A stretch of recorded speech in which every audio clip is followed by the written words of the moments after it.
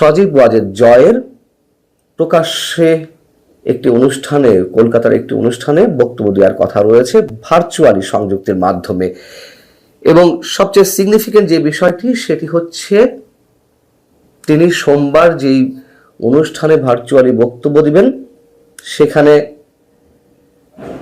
ভারতের কেন্দ্রীয় সরকার যে দলের বিজেপির নেতারা থাকবেন, বিরোধী দল কংগ্রেসের নেতারা থাকবেন, কমিউনিস্ট পার্টি ইন্ডিয়ার সেই দলের নেতা থাকবেন, কিন্তু পশ্চিমবঙ্গের যে শাসক দল তৃণমূল কংগ্রেসের কোনো নেতার থাকার কোনো সম্ভাবনা নেই। তার কারণ যে আমন্ত্রণ পত্রটি করা হয়েছে তাতে তৃণমূল কংগ্রেসের কারণ নাম নেই।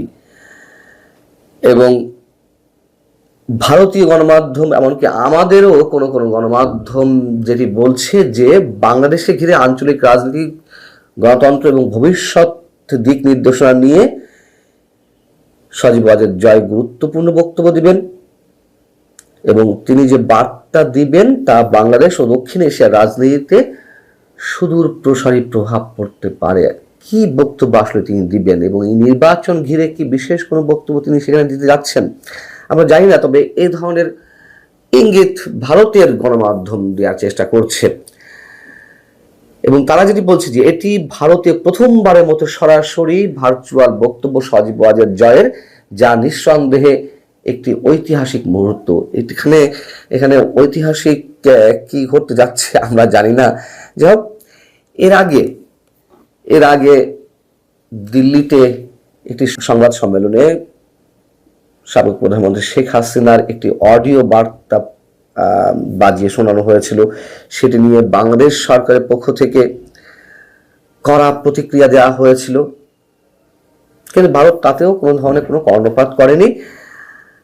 বিজেপি, কংগ্রেস, সিপিএম এ যারা উপস্থিত থাকবেন সজীব ওয়াজেদ জয়ের ওই প্রোগ্রামে, তাদের নামগুলো একটু জানিয়ে দিই। যে নামগুলো এখনো পর্যন্ত জানা গেছে: বিজেপি নেতা এবং সাবেক সংসদ সদস্য স্বপন দাশগুপ্ত, বিজেপির নেতা ডক্টর পঙ্কজ রায়, সিপিএম এর সাইরা শাহ আলম এবং কংগ্রেসের রুহান মিত্র। এর পাশাপাশি থাকবেন ভারতের আরো বিভিন্ন রাজনৈতিক দলের প্রতিনিধিরা, বুদ্ধিজীবী, শিল্পী, সাহিত্যিক, সাংবাদিক সহ বিভিন্ন পেশাজীবী সামাজিক সংগঠনের প্রতিনিধিরা। আর যে বিষয়টি জানা গেছে যে অনুষ্ঠানটি কি নিয়ে, তা হচ্ছে যতদূর জানা গেছে অতি সাম্প্রতিক সময়ে 5 আগস্ট গণ অভ্যুত্থানের দিনটিতে গণভবনে কি ধরনের সিনারিও ছিল, কি ঘটছিল তা নিয়ে অনুসন্ধানীমূলক লেখা সংবলিত একটি বই প্রকাশিত হয়েছে। সেটির শিরোনাম ছিল ইনশাল্লাহ Bangladesh, the story of an unfinished revolution. এই শিরোনামে প্রকাশিত হয়েছিল এবং যেখানে বলা হয়েছে যে ভারতীয় এক কর্মকর্তা ওই দিন সকালে শেখ হাসিনাকে ফোন দিয়ে বলছেন যে আপনি গণভবন ছাড়ুন, নইলে মারা পড়বেন। দেশ না ছাড়তে পারলেও অন্তত ক্যান্টনমেন্টে গিয়ে আশ্রয় নিন। কিন্তু শেখ হাসিনা তিনি নাকি গো ধরেছিলেন, না, তিনি দেশ ছেড়ে কোথাও যাবেন না। এবং ওই দিনই গণভবনে একেবারে উচ্চ পর্যায়ের প্রতিনিধিদের নিয়ে আইন শৃঙ্খলা পরিস্থিতির একটি গুরুত্বপূর্ণ বৈঠক অনুষ্ঠিত হচ্ছিল, যেখানে সেনাপ্রধান জেনারেল ওয়াকারুজ্জামান সহ বিমান বাহিনীর প্রধান, নৌবাহিনীর প্রধান, পুলিশ প্রধান এবং জাতীয় নিরাপত্তা সংস্থার প্রধানেরা উপস্থিত ছিলেন এবং সেখানে অনেক অজানা তথ্য উঠে এসেছে। যাই হোক, জয় কি বলতে চান সেই অনুষ্ঠানে, সেই পর্যন্ত হয়তো আমাদের অনেককেই অপেক্ষা করতে হবে। সুপ্রিয় দর্শক শ্রোতা মণ্ডলী, আপনারা এই মুহূর্তে আমাকে যে যেখান থেকে দেখছেন এবং পরবর্তী যে যেখান থেকে দেখবেন, আপনাদের সকলকে জানাই আমি আমার প্রাণঢালা অভিনন্দন এবং শুভেচ্ছা এবং কৃতজ্ঞতা প্রকাশ করি আপনাদের ভালোবাসায়। কারণ আপনারা যে পরিমাণ ভালোবাসা আমাকে দিচ্ছেন তা হয়তো আমি কখনোই এই ঋণ আপনাদের শোধ করতে পারবো না। এরপরও আপনাদের কাছে আমার চাওয়া যে আমার ভয়েস, আমার কথাগুলো যাতে বাংলাদেশের প্রত্যন্ত অঞ্চলে পৌঁছে, সেই ব্যবস্থাটা আপনারা করতে হবে। আর এটা করার জন্য আপনাদেরকে চ্যানেলটি সাবস্ক্রাইব নিজেরা করতে হবে, বন্ধু বান্ধব, ভাই বোন সকলকে বলতে হবে। আর এই কষ্টটুকু আমার জন্য হয়তো আপনারা করবেন, এটা আমার দৃঢ় বিশ্বাস। তো এতক্ষণ আপনারা ব্যানার এবং হেডলাইন দেখে হয়তো বুঝতে পারছেন যে আমি কি বলছি, বা কোনো দিকে গুলাইয়ে ফেলছি কিনা। যে অমিত শাহর হুমকি, শেখ হাসিনা আসছেন লাইভে, দুইটা কিন্তু দুই জিনিস।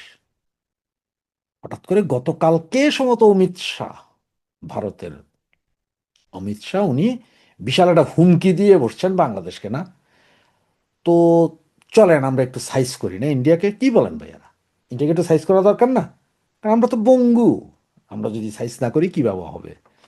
তো আমি আমাদের নেত্রীর ভিডিও কনফারেন্স সেটার ব্যাপারে বলছি, তার আগে একটু অমিত শাহের বিষয়টা বলি। দেখেন, উনি যে হুমকিটা দিয়েছেন বহুদিন পরে উনি বলছেন, আর আমার হিসাবে অরিজিনাল কথাটাই বলছেন, যে এখানকার জায়গা কি তোমার বাপ দাদার, তোমার বাপের জায়গা যে তুমি তুইলা লইয়া যাইবা? ঠিক আছে না? বাংলাদেশ স্বাধীন করছিল বঙ্গবন্ধু শেখ মুজিবুর রহমান, আর আমাদের জননেত্রী শেখ হাসিনা এই দেশ 21 বছর শাসন করেছে। ওনার আমলে অনেক উন্নয়ন হয়েছে।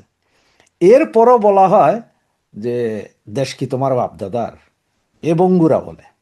তো ঠিক সেম কথাটা আজকে অমিত শাহ বললেন, ভারতের মাটি তোমাদের বাপ দাদার। ভারত যুদ্ধ করা লাগবো না ভাই।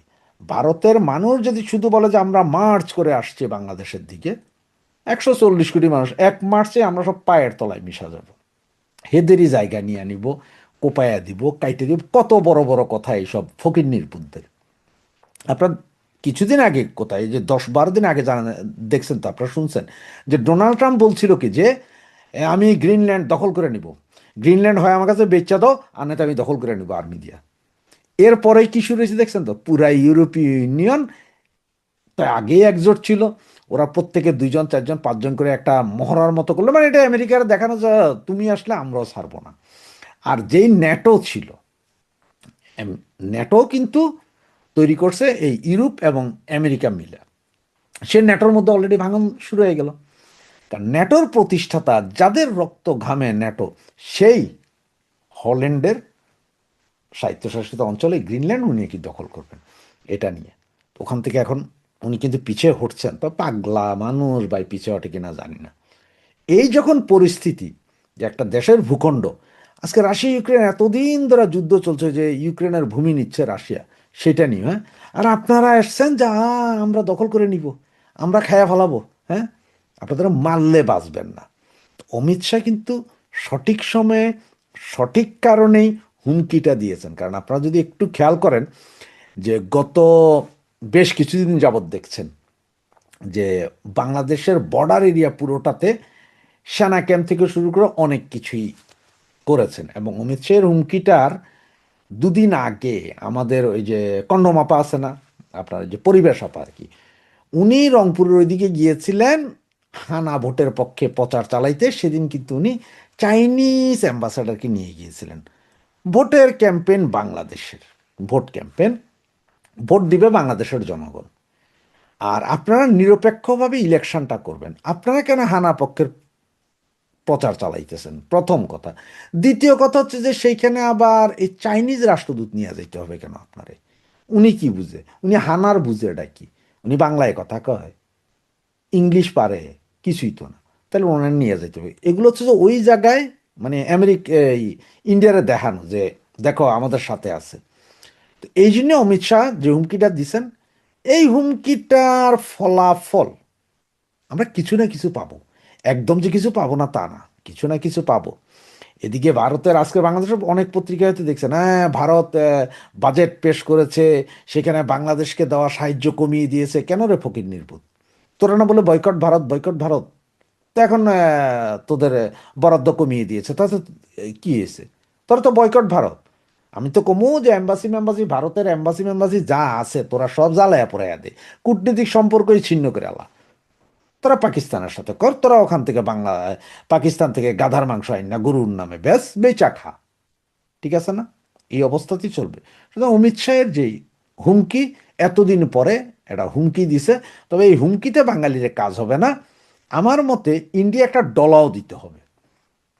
কারণ আপনি দেখেন, মুম্বাই অ্যাটাকের যেসব লোকগুলো, মুম্বাই বিস্ফোরণে জড়িত যেসব লোকগুলো ছিল, এবং এটা ইন্টারন্যাশনালি জানে, এই লোকগুলো এখন বাংলাদেশে আছে সবাই, এবং পাকিস্তানের প্রচুর সন্ত্রাসী সংগঠনের লোকজন এখন বাংলাদেশে আছে। যে কোনো মুহূর্তে যে কোনো কিছু ওরা ঘটাইতে পারে। শুধু ইন্ডিয়া তো দেখেই থাকবে, ভাই আমার দেশ আমি রক্ষা করবো না? আপনার বাড়ি এসে কেউ যদি বলে যে আপনার বাড়ি দখল করুন, আপনার বাড়ির জায়গা এটা আমার, আপনার ছেড়ে দিবেন? আপনিও তো আপনার বাড়ির সীমানা প্রাচীর দেন, বা জায়গার মাপজোক থাকে যে ভাই এখানে এসে না এখানে, নিয়ে নিলে মারামারি হয়ে যায় না, কোপাকুপি হয়ে যায়। আরে বাপের সম্পত্তি ভাগের জন্য দুই ভাই পিটাপিটি হয়, সেইখানে আপনি আরেক দেশের সম্পদ খায়া ফেলাবেন, ভাগ করে দিবেন, আপনার নিজেরই লেংটির খবর নাই। এটা অবস্থা কি জানেন, যা আপনার নিজেরই ওই মিডল দণ্ড দেখা যায়, আবার আপনি কইতেছেন যে আরেকজনের পাছা দেখা যায় কেন? এই হচ্ছে বাঙালির অবস্থা। তো অমিত শাহ যা বলছেন, আমার মনে হয় কি জানেন, যে যে কোনো মুহূর্তে এমনও হইতে পারে যে বাংলাদেশের 3 টুকরা করে শুধু ঢাকার টুকরাটা রাইখা বাকি দোনোটাই ইন্ডিয়া দখল করে কইতে পারে যে এটা আমাদের ভূমি, এবার তোরা যা ফালাবি ফালা। এটা হইতে পারে, এরকম হওয়ার সম্ভাবনা খুব বেশি। এখন আসেন যে আমি, আমাদের নেত্রী, আমাদের আপা, ওনার যেই বার্তা আসবে, তবে অনেকে বলছে যে ভিডিও বার্তা দিবেন, তবে আমার কাছে যে খবরটুকু আছে সেটা হচ্ছে যে উনি ভিডিও বার্তা দিবেন না। উনি প্রায় 7 থেকে 8 মিনিটের জন্য সারা বাংলাদেশ সহ বিশ্বে বাংলা ভাষাভাষী মানে বাংলাদেশিদের জন্য, বাংলাদেশের জনগণের উদ্দেশ্যে 12 তারিখের আগে একটা ভাষণ দেবেন। নির্বাচনের আগে, এই অবৈধ নির্বাচনটার আগে একটা ভাষণ দিবেন।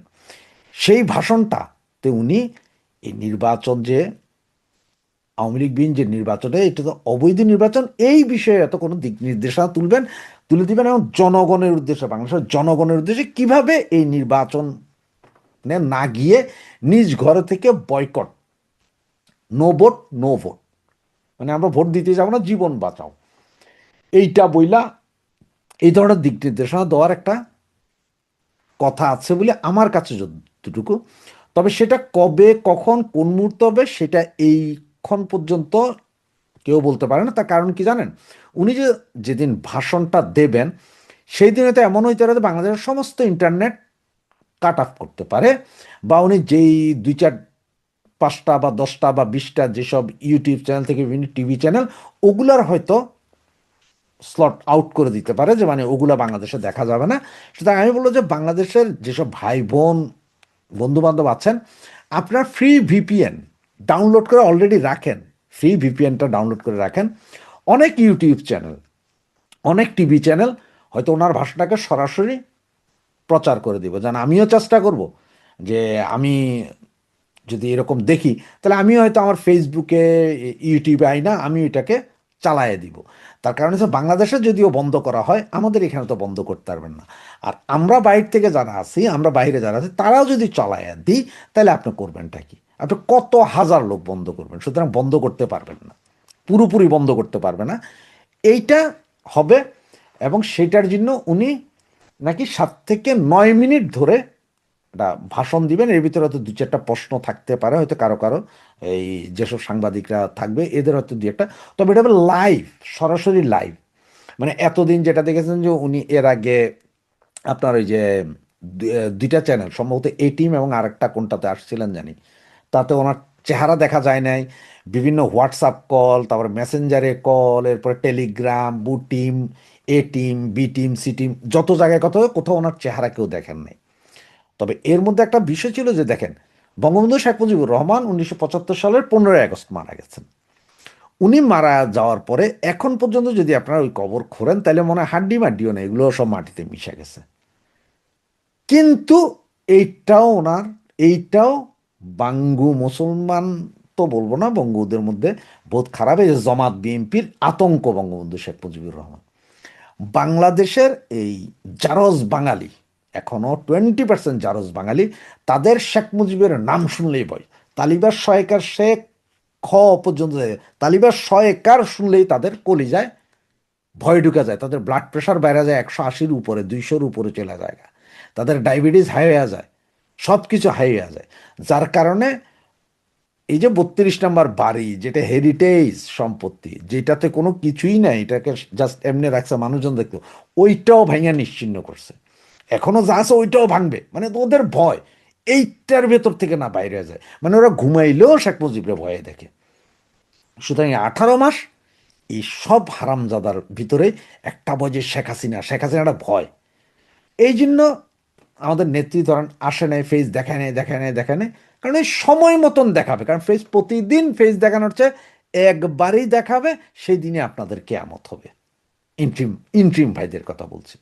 তো এই জন্যই বলছি আপনাদেরকে যে যেটা শিওর খবর যে আস্তে আস্তে আসছেন উনি, এখন হয়তো ফেস হবেন। ফেস মানে কি, সরাসরি ভিডিও লাইভে আসছেন। এবং এইটা সম্ভবত বাংলাদেশের কোনো টিভি চ্যানেল তো না, পৃথিবীর বিভিন্ন দেশের টিভি চ্যানেল ওনার সেদিনে সে ভাষণটা প্রচার করবে বলে আমার কাছে যতটুকু নিউজ আছে, এবং আমরা তো সকলেই করব, আপনারাও করবেন সবাই।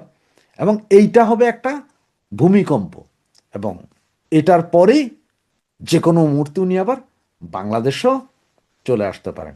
হইতে পারে না এমন যে সরোয়ার্দী উদ্যানে 48 ঘন্টা লাগবে, 24 ঘন্টার একটা টাইম দিবে, যাক আমি কালকে আসছি সরোয়ার্দী উদ্যানে, উনি চলে আসলেন, আর ততক্ষণে আমরা তো 4 ঘন্টা টাইম পাইলেই সরোয়ার্দী উদ্যান ঘেরাও করতে পারবো, বাংলাদেশে আমরা যারা আছি।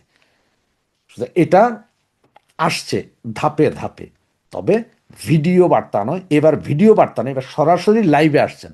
যারা বলছেন যে ভিডিও বার্তা, আমার কাছে যে খবরটুকু আছে সেটা হচ্ছে ভিডিও বার্তা নয়, উনি সরাসরি লাইভে আসবেন, এবং সেটা হচ্ছে যে 7 থেকে 9 মিনিট, 7 থেকে 9 মিনিটের একটা লাইভে উনি একটা ভাষণ দিবেন জাতির উদ্দেশ্যে, যে এই জাতি উদ্দেশ্যে ভাষণ দিবেন, দেশ রক্ষা করার জন্য সর্বশক্তি নিয়ে নেমে পড়ার ভাষণ দিবেন।